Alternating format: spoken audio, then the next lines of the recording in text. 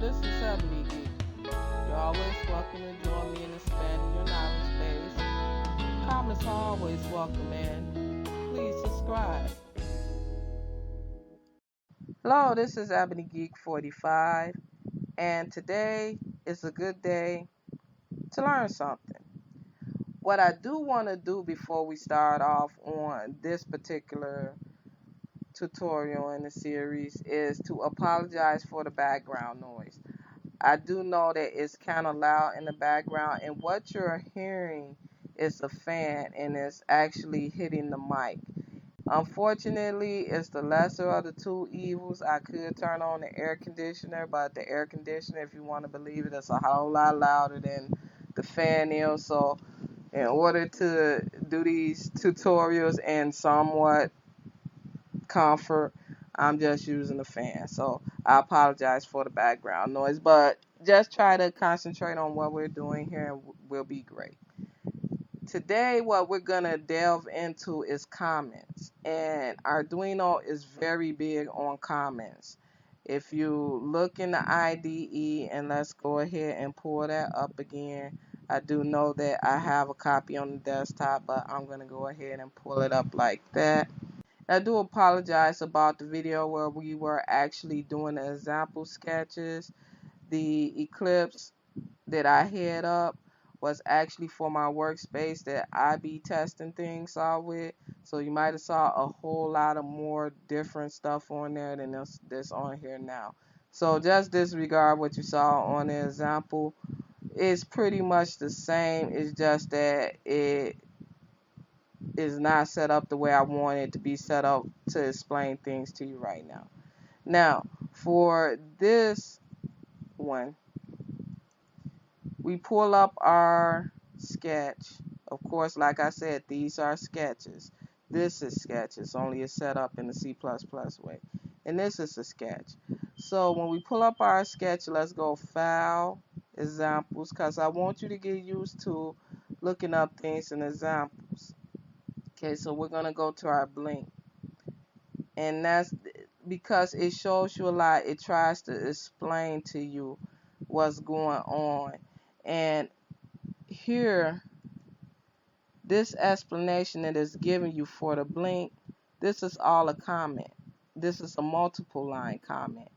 You're using your slash and your asterisk, and all of this between that slash and asterisk is a comment. Okay? This is a perfect way of showing you how someone added these comments. It's not necessarily for them, it's for the person that's going to be coming and viewing the code after them so that they could know what's going on. So you have that block of comment there, and they're telling you what's going to happen, okay? How this is set up. They're giving you dates and who did it. That's your multiple line comment. It's in between a slash and asterisk, okay? Your one line comment is here, okay? And as you can see, it's two slashes. It's only one line, so if you was to go and add some more to that comment, as you can see, it's a different color. Why? Because it's not within the one line that this one is asking for. Okay, so the slash is for only a one line comment, and remember, it's a comment, but you cannot put that slash here. But you can put it here right now.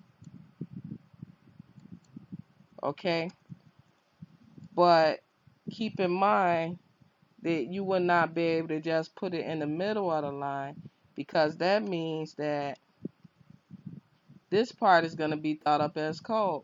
You see, it's saying setup. It's thinking that this is the setup function, even though it's just a word in your comment. It's because you put your comment slashes in the wrong place.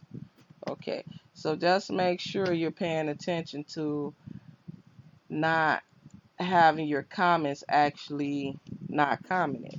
So let's go ahead and put that back the way it was. And that's how you do your comments, because really that's the only two ways you're going to need it. There's other forms of it, like sometimes you can put in a comment that has a different color. We're not going to get into that. That's something you'll learn on your own when you play with it a bit. Okay, but we have our multiple line comment as seen here. We have our one line comment as seen here. And conveniently, they're right in the same place. And as you can see, all through this code, they have comments. They're saying this initialize digital pin 13 as an output. It's telling you what this line below it is doing. Okay, it's a comment. It's explaining to you what's going on. Then this line is explaining to you what this loop function is doing. Okay, and then you have these comments after these statements. Okay, they're letting you know what this statement is for. All right. Okay, so I'm hoping that you understand a bit more about what comments is for. It'll make your life a whole lot easier. If you set up a beautiful block of code that's 1,000 lines of coding and you're proud of yourself and you don't leave no comments in there, you're going to have issues when you have to go back to that code maybe 4 or 5 years down the line in order to update it. Maybe you won't, but sometimes your mind isn't in the same place this year as it is 5 years from now. And you may forget some of the specialized things you did for that block of coding now, or that 1,000 line block of coding. So if you make sure to comment your code and comment it well, then you may be able to just jump into that code and actually figure out what you did. Or maybe somebody coming in like you've never been in this sketch for a blink before, or maybe you have, but the first time you went into this sketch, you really didn't know what it was about, but it made it so much easier when you saw this first line of code and it told you what it did. They do a great job with that. We'll be using a lot of the code here, but as you can see with Eclipse, they also follow the same example with the comments. You see here they're saying do not remove the include below.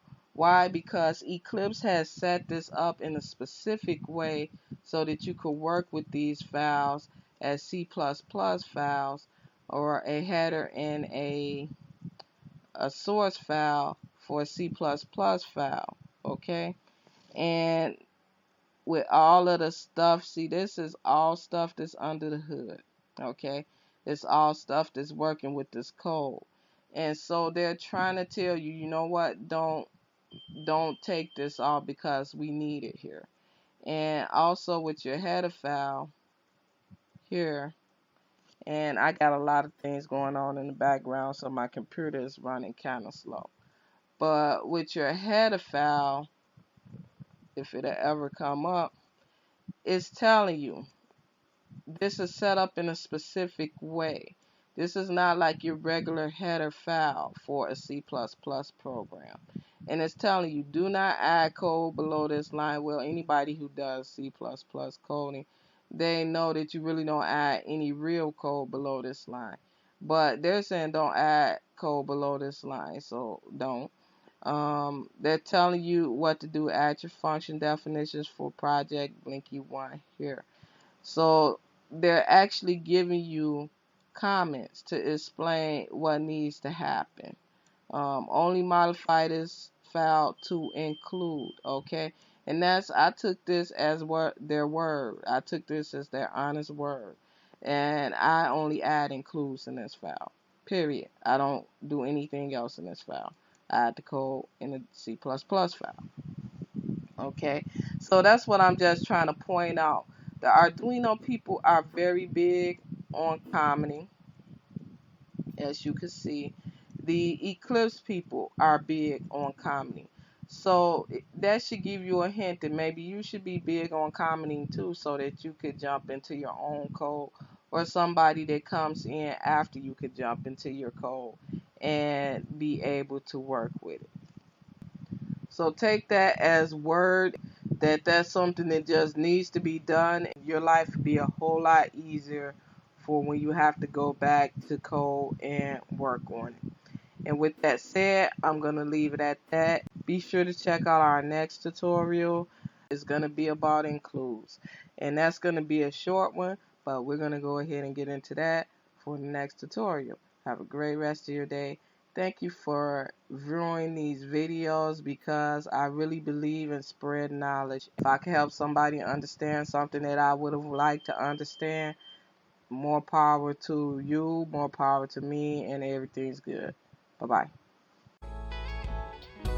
I'm Ebony Geek, and I hope that the information provided has been helpful to you. Please remember to subscribe. Happy building and happy coding.